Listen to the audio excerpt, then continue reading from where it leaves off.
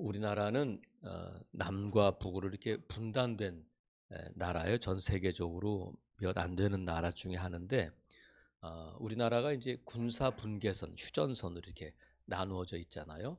근데 이제 우리가 휴전선은 이게 선으로 돼 있는 게 아니라 이 군사 분계선을 기점으로 북쪽으로 2km, 남쪽으로 2km, 이것을 비무장지대라고 불러요. 그래서 4km 정도가 이렇게 있는데, 그 비무장지대는 글자 그대로 비무장으로 들어가서 남과 북이 이렇게 서로 충돌이 일어나지 않도록 하는 건데, 실제적으로는 제일 무장을 많이 하고 들어가야 되는 데가 비무장지대예요.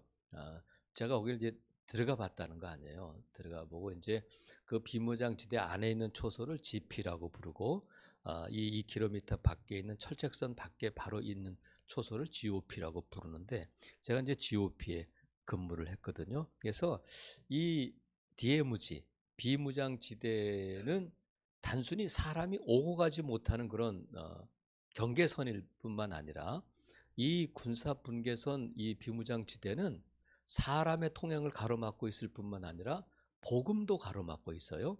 그래서 이게 영적인 분계선이 돼서 복음이 지금 북한 땅에 들어가야 되는데 못 들어가고 있단 말이죠.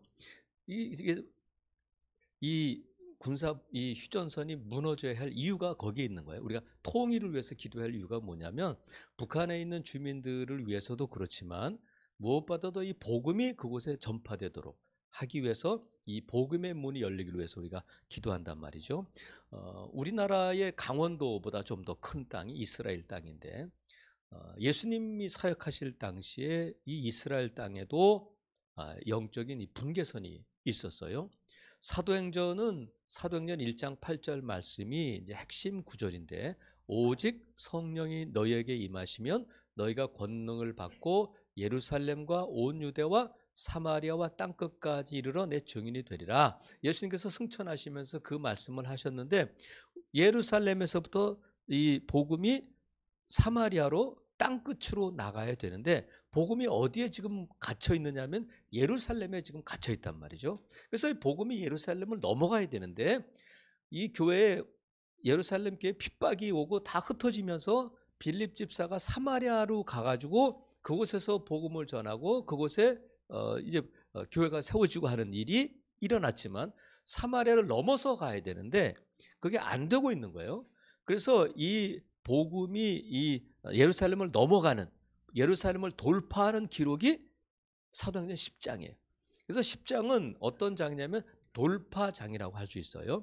그래서 하나님께서 이 10장을 통하여서 먼저 만남을 기록하고 있는데, 베드로와 고넬료의 만남을 기록하는데, 베드로는 사도고 고넬료는 백부장이고, 그래서 사도와 백부장의 만남, 이런 만남이 아니라 베드로와 고넬료의 만남은 어떤 만남이냐면 기도와 기도의 만남, 순종과 순종의 만남, 이렇게 부를 수 있어요. 고넬료가 기도할 때에 주의 사자가 나타나서 베드로를 청해라. 또 베드로가 기도할 때에 보자기 환상을 보게 되고, 너희가 사람 올 텐데 고넬료 보낸 사람을 따라가라, 가라, 이렇게 말씀하셨어요. 기도할 때에 이런 일들이 일어났단 말이죠. 그런데 고넬료가 베드로를 청하고 베드로가 고넬료의 집에 가는 것은 생각처럼 쉬운 일이 아니에요. 고넬료는 백부장이고 이 베드로가 어부 출신이고 그래서가 아니라, 자 28절, 10장 28절에 보면, 이르되 유대인으로서 이방인과 교제하며 가까이 하는 것이 위법인 줄은 너희도 알거니와, 이렇게 말씀합니다. 그러니까 유대인이 이방인들과 만나고 교제하고 식사하고 하는 일은 법에 어긋나는 일이야. 유대인의 법에 어긋나는 일이기 때문에 이것은 해서는 안 될 일이에요. 그래서 베드로가 보자기 환상을 볼 때 이걸 잡아먹으라니까, 하나님, 나는 이런 것들을 먹어본 적이 없어요. 율법을 철저하게 지켰어요. 그렇게 말했단 말이죠. 위법인 줄 알면서도 베드로가 고넬료의 집으로 가는 거예요. 위법인 줄 알면서도 고넬료가 베드로를 청한단 말이죠. 그런데 이 만남을 통해서 먼저 베드로에게 돌파가 일어나요. 어떤 돌파가 일어나냐면, 먼저는 34절에 보면, 자, 10장 34절에 보면 이제 집에 갔더니 고넬료 집에 갔더니 베드로가 입을 열어 말하되 내가 참으로 하나님은 사람의 외모를 보지 아니하시고 각 나라 중 하나님을 경외하며 의를 행하는 사람은 다 받으신 줄 깨달았다. 이제야 깨달았는데 뭐냐면 하나님은 유대인뿐만이 아니라 각 나라 중에 외모로 보지 아니하시고 각 나라 중에 하나님을 경외하며 의를 행하는 사람은 다 받으시는구나 하면서 1차적으로 베드로의 생각이 깨어져요. 그러니까 하나님은 유대인들만 사랑하시고 유대인이 하나님인 줄 알았는데 하나님께서 고넬료에게도 이런 말씀을 하시고 하나님께서 나를 보내시는구나 하고 1차적으로 깨달으면서 하나님의 뜻을 알게 돼요. 하나님은 유대인들만의 하나님이 아니구나. 하나님은 유대인들만 부르시는 하나님이 아니구나. 각 나라 중에서 하나님을 경외하는 사람을 하나님이 부르시는구나 하고 1차적으로 생각이 깨어지는데 그곳에서 이제 말씀을 전할 때에 베드로가 이제 말씀을 전할 때에 무슨 말씀을 전하냐면 자 44절 오늘 읽었잖아요.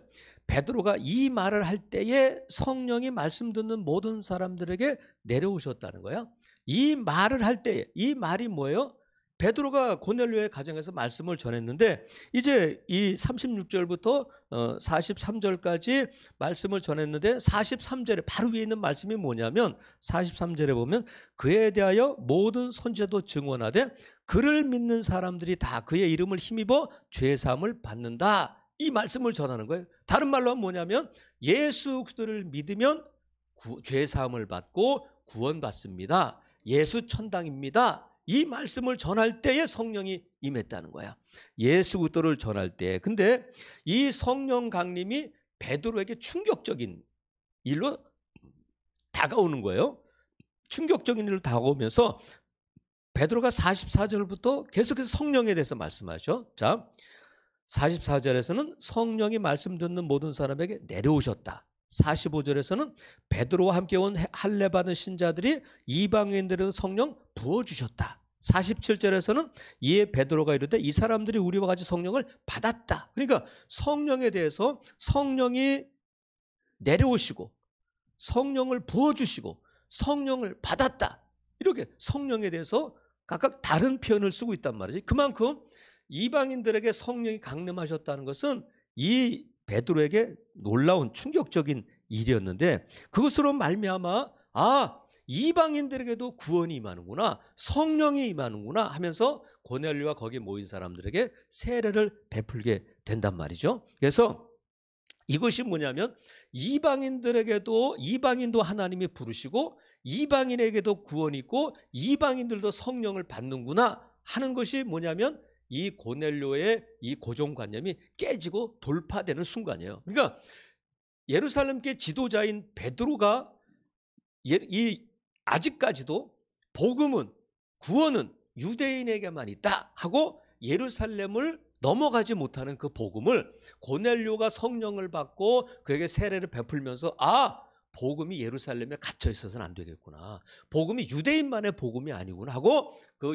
오랫동안 간직하고 있었던 그 고정관념과 생각이 깨어지고 돌파하게 되는 일이 이 10장에서 고넬료의 만남을 통해서 이루어진단 말이죠. 그 다음에 베드로뿐만이 아니라 45절에 보면 누구와 함께 있었냐면 베드로와 함께 온 할례 받은 신자들도 놀라게 되는 거예요. 그러니까 베드로를 따라온 사람이 누구냐면 할례 받은 신자들이야. 이것은 무슨 뜻이냐면 할례파인데 유대교에서 개종한 사람들인데 강하게 할례를 주장하는 사람들이에요. 자신도 할례를 받은 거야. 할례를 받고 기독교인이 되었는데 그들은 베드로와 같은 생각을 갖고 있는 거죠. 할례 받지 않은 민족에게는 구원이 없다. 할례 받지 않은 민족에게는 성령이 없다. 이렇게 믿고 있었는데 그들이 놀라는 거야. 그들의 생각도 깨어진 계기가 된단 말이죠. 그래서 10장을 통해서 베드로와 할례 받은 신자들의 그 생각이 돌파될 뿐만 아니라 나아가서 베드로가 이제 이 일을 경험하고 예루살렘 교회에 갔더니 예루살렘 교회에서 난리가 난 거예요. 너 사도가 어떻게 이방인들과 같이 교제하고 이방인 집에 갔었다며 하는 소문이 다 난 거예요. 그래서 베드로가 지금까지 있었던 일을 다 설명했더니 자 11장 18절에 가서 볼게요. 11장 18절에 가보면 베드로가 이 말을 듣고 잠잠하여 하나님께 영광을 돌려 이르되 그러면 하나님께서 이방인에게도 생명 없는 회개를 주셨구나 하고 이방인에게도 구원이 임하고 이방인에게도 성령이 임한다는 것을 인정하게 되면서 비로소 복음이 예루살렘을 넘어갈 수 있는 문이 열리게 되는 거예요. 이런 돌파가 일어나게 되는데 이것은 베드로와 할례받은 신자들뿐만이 아니라 고넬료에게도 돌파가 일어나게 되는데, 자, 고넬료는 누굴까? 이 10장에 보면 고넬료에 대해서 아주 짤막하지만 강렬한 인상을 나눠주고 있는데, 그는 10장 1절에 보세요. 가이사랴에 고넬료라는 사람이 있으니 이달리아의 부대라는 군대 백부장이야. 2절. 그가 경건하여 온 지방과 더불어 하나님께 경외해 백성을 구제해 하나님께 항상 기도하는 사람이에요. 기도의 사람, 구제의 사람, 경건한 사람, 그리고 그는 순종하는 사람, 믿음의 사람인데, 겸손한 사람인데, 더 이상 어떤 말로 이 고넬료를 칭찬할 말이 없는 거예요. 이보다 더 좋은 사람이 어디 있겠어요. 하지만 이렇게 완벽해 보이는 고넬료에게 부족한 부분이 있고 하나님이 그것을 돌파시키기 위해서 베드로를 청하라고 하신 거예요. 자, 어떤 돌파가 필요하냐면, 이 고넬료는 믿음이 좋은 사람이잖아요. 믿음이 좋은 사람인데 이 사람이 믿음이 좋을 뿐만 아니라 사람들에게 이 사람을 보내가지고 뭐라고 말하냐면 22절, 10장 22절에 보면 고넬료에게 온 사람들이 베드로에게 뭐라고 고넬료를 소개하느냐면, 그들이 대답하되 백부장 고넬료는 의인이요 하나님을 경외하는 사람이라 유대 온 족속이 칭찬한다는 거예요. 그러면 유대 온 족속이 칭찬한다는 것은 뭐예요? 지금 예수 믿는 사람들을 칭찬해요? 핍박해요? 핍박해. 근데 하나님을 잘 믿는데 하나님을 경외하는 사람인 고넬료를, 이방인인 그를 칭찬한다는 거예요. 무슨 뜻이냐면 고넬료가 믿고 있는 하나님은 어떤 하나님이냐면 유대인들이 믿고 있는 하나님이에요. 구약의 하나님. 그러니까 이 고넬료가 유대교로 개종은 안 했지만 유대인들이 믿는 하나님과 같은 하나님을 믿고 있으니까 지금 고넬료가 유대인들로부터 칭찬을 받고 있는 거예요. 그러니까 고넬료는 예수 그리스도에 대해서, 성령에 대해서 들어본 적이 없어요. 그래서 그의 믿음이 어디에 머물러 있느냐면 구약의 하나님에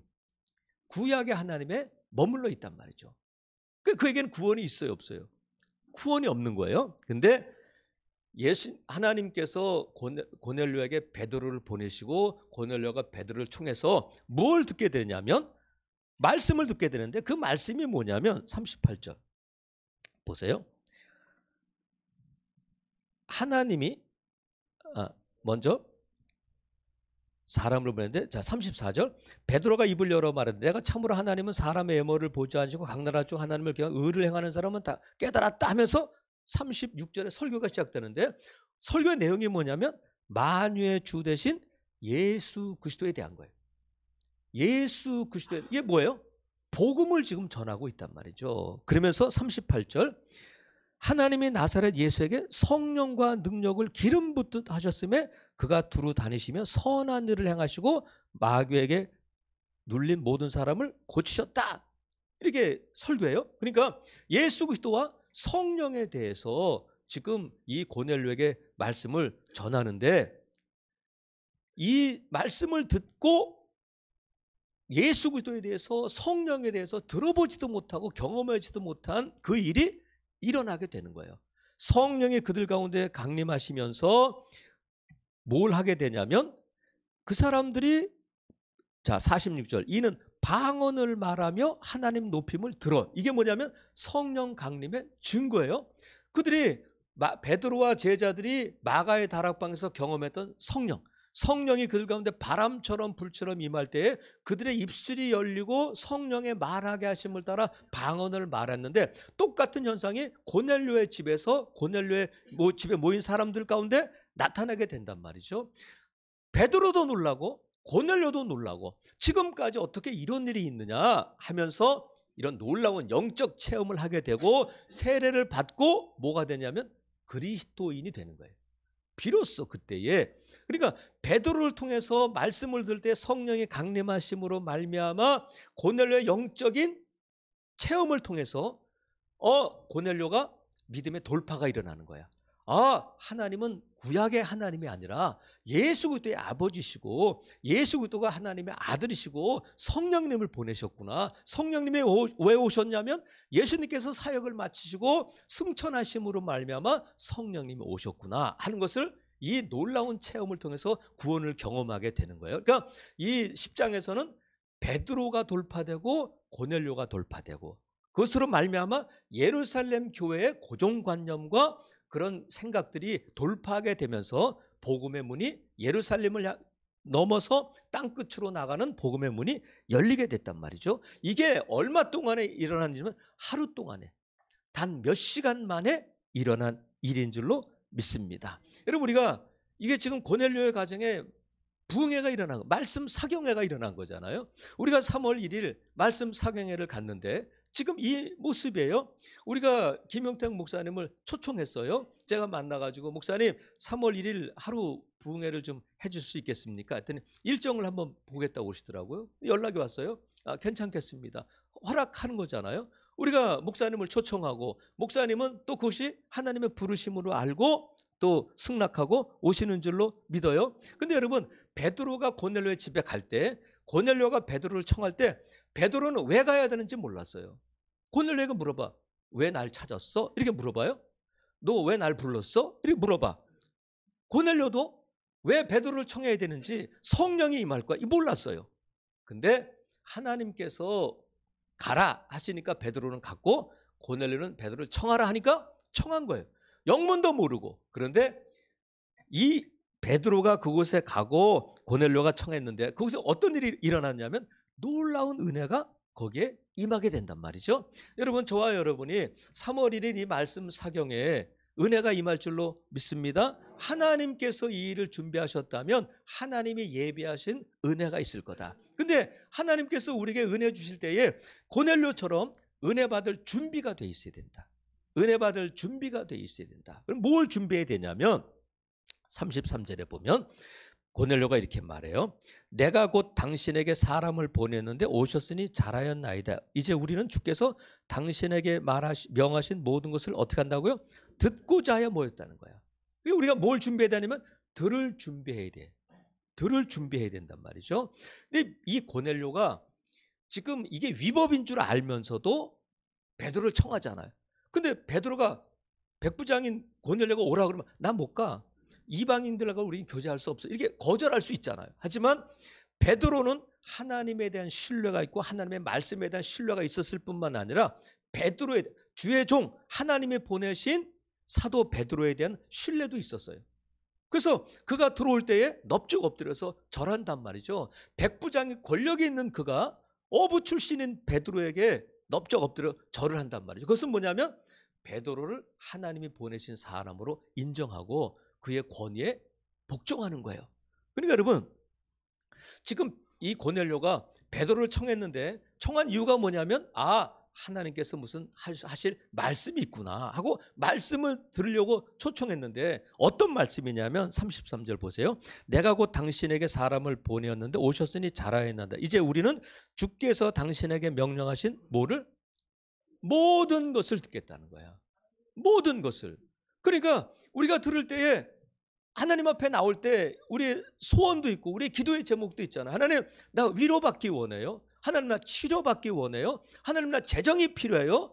그런 말씀을 듣고 그런 필요를 위해서 올 수 있어요. 하지만 우리가 그 모든 것들 고넬료가 나 위로가 필요해요. 나 지금 백부장인데 힘이 필요해요. 그런 게 아니야. 그런 말씀이 아니라 무슨 말씀을 하시든지 제가 듣겠습니다.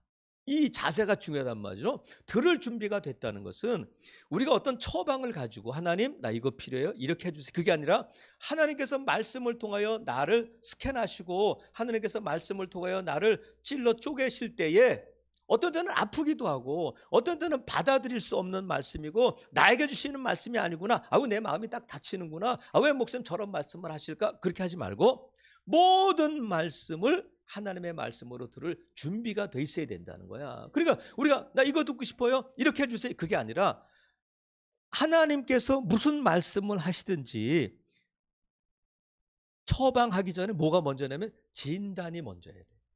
진단이 있고 나서 처방이 나오는 거잖아요. 그래서 우리가 말씀을 들을 때에 무슨 말씀을 하시든지 내가 하나님의 말씀으로 듣겠습니다는 그 열린 귀와 열린 마음을 가지고 나와야 될 줄로 믿습니다. 어떤 말씀은 내 귀에 달고 달콤하고 야 내가 나 쏙쏙 내 귀에 들어오는구나. 어떻게 내가 듣고 싶은 말씀을 저렇게 하실까?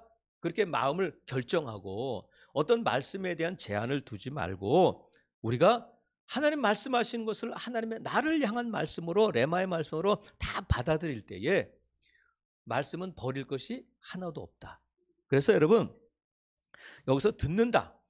모든 것을 듣겠습니다 할 때 듣는다는 단어와 어원이 같은 단어가 뭐냐면 순종이 어원이 같아요. 그러니까 듣는다는 것은 뭐냐면 말씀하시면 제가 순종하겠습니다.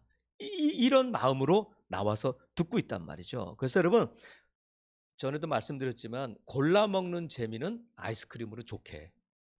말씀은 골라 먹으면 안 된다.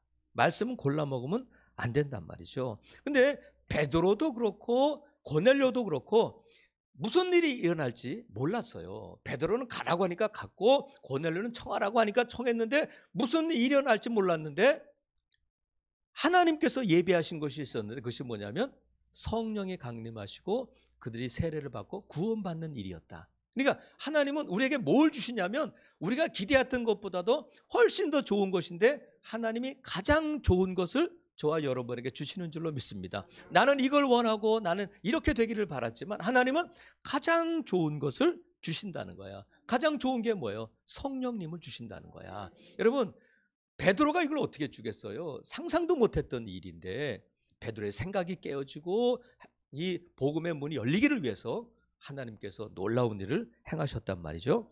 어느 목사님이 이제 교회가 큰 교회인데 교회가 좀 이렇게 지금은 그렇게 못 하신다고 그래. 교회가 넓으니까. 근데 교회가 좀 작을 때에는 성도들이 오랫동안 신앙생활 했는데도 이게 안 변하는 성도들이 있다고 그래요.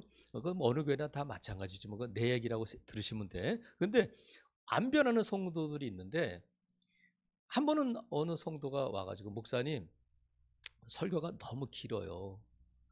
목사님 설교가 너무 어려워요. 이해할 수가 없어요. 그러더라는 거야. 그러니까 조금 지나면 이제 교회를 떠나겠다 이제 그런 뉘앙스로 얘기를 하더래요. 그래서 그러면 성도님 하나님의 말씀 4번만 더 들으세요. 4번만 듣는데 좀 앞으로 나오세요. 그리고 설교를 시작해서 끝날 때까지 목사의 눈에서 눈을 떼지 마시고 집중해서 들어보세요. 그랬는데 지금까지 그 말씀을 듣고 그렇게 한 성도들 가운데 은혜 받지 못한 성도가 한 명도 없다는 거예요. 말씀을 들을 때에. 그래서 나는 말씀이 어려워 안 들려. 나는 졸려. 그런 사람들은 한 칸 앞으로 그리고 담임 목사 눈을 마주치고 집중해서 들으면 하나님께서 하시는 말씀은 버릴 것이 없다. 버릴 것이 없다. 그래서 여러분 이 준비된 마음이 좋은 밭이에요. 좋은 밭이야. 그 좋은 밭에 말씀이 떨어질 때에 그냥 말씀이 뿌리 내리고 싹을 틔우고 30배, 60배, 100배 결실을 맺을 줄로 믿습니다. 그 주인공이 저와 여러분이 될 수 있기를 주님의 이름으로 축복합니다. 들을 준비가 돼 있어야 돼요. 그 다음에는 어떤 준비가 되냐면 33절에 보면 내가 곧 당신에게 사람을 보내었는데 오셨으니 잘하였나이다. 이제 우리는 주께서 당신에게 명령하신 모든 것을 듣고자 하여 하나님 앞에 있는데 그 앞에 단어가 하나 더 있죠. 다 하나님 앞에 있다. 다 함께 나 혼자 나 먼저 은혜 받고 내가 먼저 은혜 받고 나 은혜 받으면 됐지. 그게 아니라 다 하나님 앞에 있다는 거예요. 다 함께 해야 돼. 왜? 교회는 몸이기 때문에 그래요. 교회는 그리스도의 몸이기 때문에 나 하나가 아니라 내가 그리스도의 몸이고 하기 때문에 다 함께 해야 된단 말이죠. 여러분 집안에 무슨 행사가 있어요. 집안에 중요한 일이 있을 때 다 연락을 하면 나는 뭐 바빠요. 나는 어디 가야 돼요. 나 이래서 안 돼요 하고 안 모이면 행사가 안 되잖아요. 다 바쁜 일 다 제쳐놓고 어머님 추도 예배가 있어요. 결혼식 있어야 하면 다 시간 제쳐놓고 다 오잖아요. 여러분 우리가 이 천국 잔치를 베풀면 함께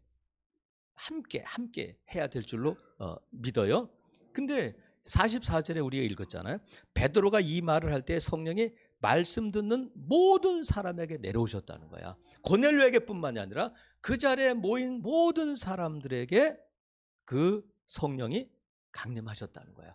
그러면 그 시간에 말씀 듣는 시간에 지금 주방에서 일하고 있는 하인들은 어때요? 지금 말씀 듣는 시간에 밭에서 일하고 있는 하인들에게는 어때요?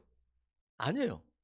말씀 그곳에 모인 사람들에게 성령이 강림하신 줄로 믿습니다. 그러니까 그곳에 어떤 특정한 하나님께서 은혜 주실 때에 120명의 제자들이 마가의 다락방에서 기도할 때 그곳에 모인 사람들에게 성령이 임하셨어요.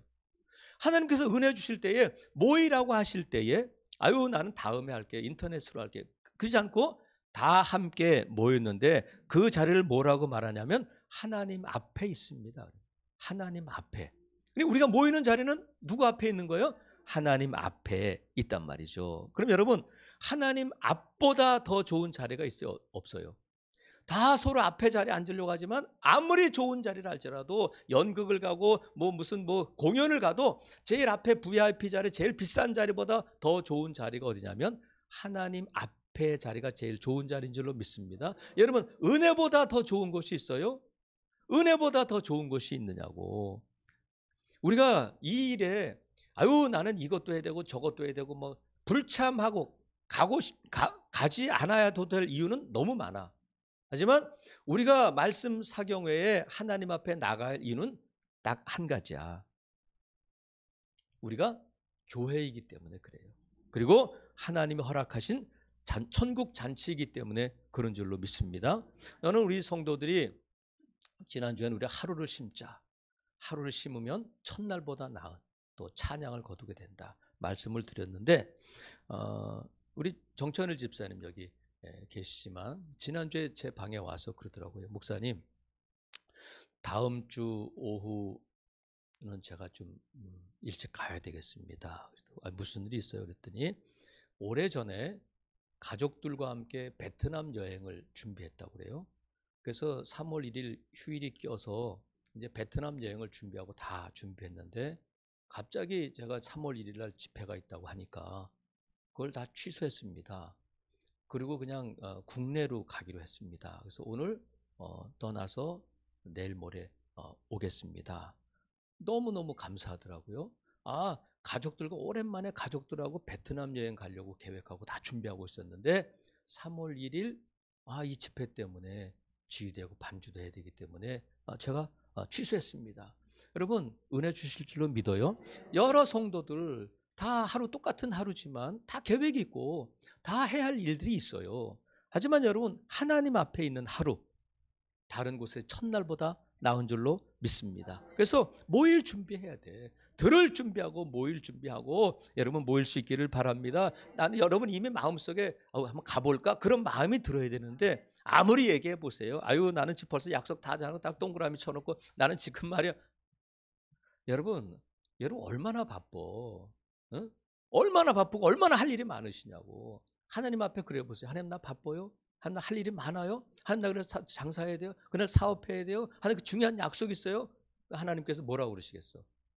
은혜보다 소중하냐? 내가 너에게 은혜 주려고 하는데 은혜보다 소중하냐? 이렇게 물어보실 줄로 저는 믿습니다.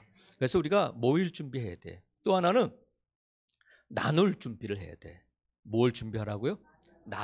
나눌 준비를 해야 된단 말이죠. 근데 고넬료만 성령 체험을 한 것이 아니라 그곳에 모인 사람들이 다 성령을 받았는데 말씀 듣는 모든 사람인데 그 사람이 누구냐면 24절 10장 24절에 보면 이튿날 가이사랴에 들어가니 고넬료가 그의 친척과 가까운 친구들을 모아 기다렸다는 거예요.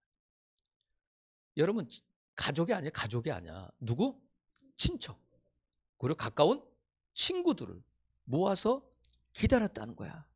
그러면 지금 이 고넬료가 얼마나 믿음이 좋은 사람이냐면 아까도 말씀드렸지만 이방인과 유대인이 교제하는 것은 위법이야. 고넬료도 알아. 그러면 내가 베드로를 청했는데 올까? 안 올까? 확률은 50%잖아요. 안 올 확률이 많다. 아무리 그래도 그렇지. 하지만 고넬료는 하나님의 말씀을 믿었고 하나님께서 무슨 뜻이 있겠지 하고 믿고 친척과 친구들을 초청한 거예요. 뭐라고 했을까? 성령 받을 거야. 그날 세례 받아. 이거 모르잖아요. 고넬료도 예상하지 못한 일인데 그들이 돈이 없어서 모였겠어요? 그들이 병들어서 모였겠어요? 그들이 무슨 문제가 있어서 모였겠어요? 그들은 뭐 이달리아 군대의 백부장이고 권력에 있는 사람들인데 친구들도 다 그만한 위치에 있는 사람들이 아니겠어요? 모였는데 고넬료가 뭐라고 얘기했겠어요? 내가 10만 원씩 줄게. 내가 맛있는 밥 해줄게. 그것 때문에 모였을까? 아마도 고넬료는 우리가 하나님 앞에 다 모여 있습니다. 이렇게 한 것은 와봐. 말씀 듣자. 베드로를 통해서 하나님 말씀하실 거야. 좀 하나님께서 은혜 주실 거야 하면서 친척과 친구들을 초청했을 거다. 그럼 베드로를 아는 사람이 있다면 야 어부잖아. 아이고 젊은 나이에 그 어부가 무슨 야 우리가 지금 그런 사람한테 지금 이방인 우리가 지배하고 있는 나라에 그 식민지 국민을 우리가 데려다가 그런 걸 꼭 들어야겠어? 그런 사람이 있을 수도 있지만 고넬료가 그들을 청하고 와보세요. 일단 한번 와봐 하고 친척들과 이 친구들을 초청했다는 거야. 그래서 무슨 일이 일어나냐면 고넬료가 돈으로도 고넬료가 권력으로도 줄 수 없는 성령이 그들 가운데 강림하신 줄로 믿습니다. 그들이 대박이 터진 거예요. 고넬료의 집에 갔더니 반찬을 얼마나 상다리가 부러지게 차렸는지 말이야. 잘 먹고 왔어. 그런 게 아니라 성령이 그들 가운데 강림하시고 그들이 세례를 받고 구원받고 그리스도인이 된 줄로 믿습니다. 이보다 더 좋은 일이 어디 있겠어요? 살아가시는 성도 여러분, 기쁘면 나누면 배가 되지만 기쁨은 나누면 배가 되지만 은혜는 나누면 무한대가 된다. 기쁨은 나누면 배가 되지만 은혜는 나누면 무한대가 되는 줄로 믿습니다. 여러분 나 혼자만의 문제가 아니라 와보세요. 말씀 들으십시다. 하나님이 좋은 일, 하나님이 놀라운 일을 행하실 거예요. 한번 와보세요. 이거 할 수 있잖아요. 사랑하시는 성도 여러분, 우리가 3월 1일 말씀 사경회를 앞두고 있습니다. 이 말씀 사경회가 고넬료의 집에서 있었던 그 말씀 사경회, 그 부흥회가 될 줄로 믿습니다. 그 은혜가 임할 줄로 우리는 믿고 기대합니다. 여러분 은혜 받을 준비할 수 있기를 바랍니다. 은혜 받을 준비는 뭐예요? 들을 준비, 또 모일 준비, 나눌 준비 할 때에 하나님께서 내가 예상하지 못했던 가장 좋은 것을 저와 여러분에게 주실 줄로 믿습니다. 이 은혜 누리는 복된 성도들 되시기를 주님의 이름으로 축복합니다. 아멘.